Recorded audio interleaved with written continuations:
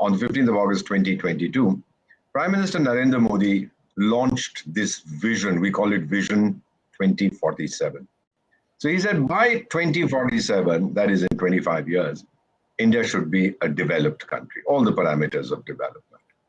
Great. For him, it was a vision.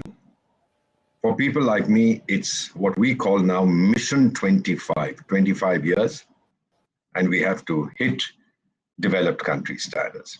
What does that mean in terms of water availability, electricity, infrastructure, hospitals, education, you name it, we are going to get there because we've already started. We're not going to wait till 2047. We'll achieve our target ahead of schedule. You know, we're pretty terrible fellows.